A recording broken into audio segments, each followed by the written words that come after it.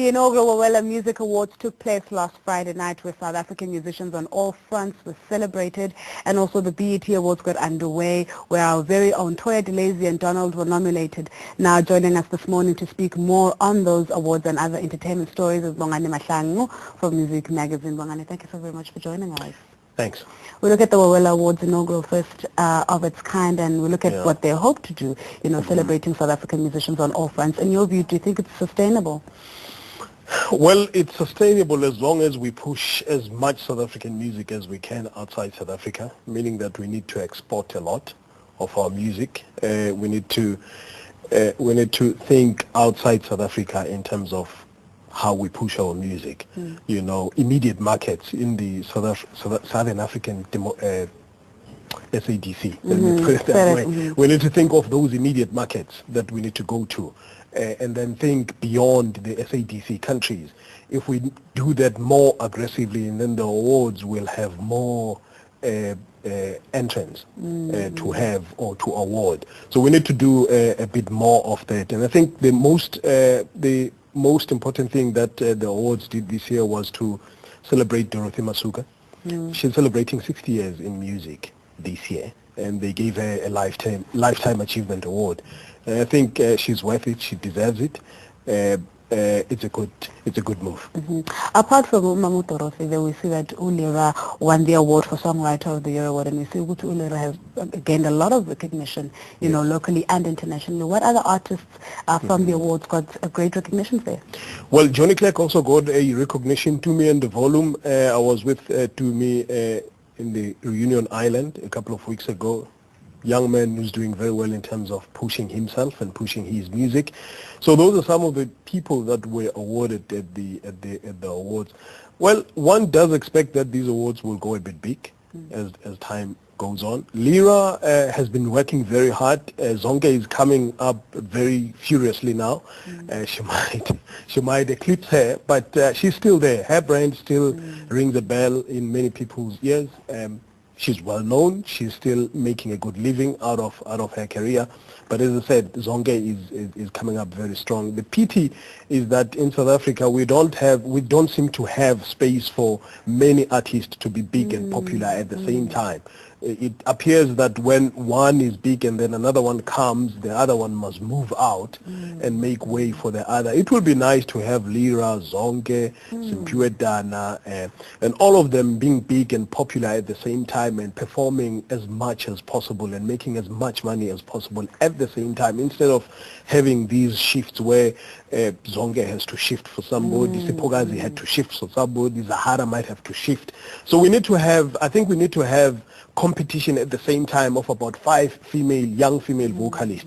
It would be very interesting. It will make people up their sleeves and work even harder to give us good quality which is something that I really wanted to touch on, because we see a lot of these music awards, we see the same faces time and time again, and then the speculation as to how don't they get recognized and so forth. So do we look at these awards and see them as a fair measuring stick that can actually commemorate and celebrate all forms of musicians, whether it's composers, songwriters, singers, is it a good measuring stick, these awards? I think one thing that we must keep in mind is that awards are often a reflection of what is happening in the media space. If the media is going to focus on Zahara a lot, that's what the awards are going to reflect. By media, I don't just mean print media, radio, TV. If the focus is going to be on playing a lot of Zahara's music, that's what you're going to see at the awards, because that's what people are hearing a lot, and that's what people are seeing a lot. So you're going to have that reflection in the awards. But if you have a space where you give 5 of those at the same time, equal space, then you're going to have 5 of those competing in those awards. But if you have one of them being prominent, more prominent than the others, that's the one you're going to have having 6 nominations in an award ceremony and all that. And I don't think it's, you spoke about sustainability. I don't think that's sustainable, because people get bored too quickly, especially when it comes to pop music. So if you have one person, people get tired of that person too quick because they are fed that person too often. But if you spread it and you have a bit more, and then it makes a bit of, it brings a bit of excitement, a lot of excitement. Staying with awards, we see that with the BET Awards, our very own Toya Deleze and Donald were nominated. What reflection does this have on the rest of the world when it comes to South African music? Well, it's a good reflection. We nominated for awards like the BET Awards, but we should be winning. We should be winning. Ice Prince of Nigeria won that international award, Africa. Unfortunately, Toya Deleze was hoping, I read an interview, she was hoping that we win an award to put a smile on South African faces since our icon Nelson Mandela is a bit ill. Unfortunately, the awards were not charitable and kind enough to us to give us that award. But I suppose Nigeria deserves it because, I mean, I was talking off air with some of your colleagues that, I mean, Nigeria deserve this award and deserve a lot of things because Nigerians are very aggressive in terms of how they push their industries and how they push their artists. We need to adopt that aggressiveness and that enthusiasm in how we push our acts. I mean, Kagiso Leeka was complaining that his film was not supported enough, and my question was that how much marketing was done to push that film, because you must remember that people only have limited amounts of cash in their pockets, and you need to convince them to spend that money on your film. People cannot just stand up and say we're going to support Kagiso Leeka or support whoever is a South African.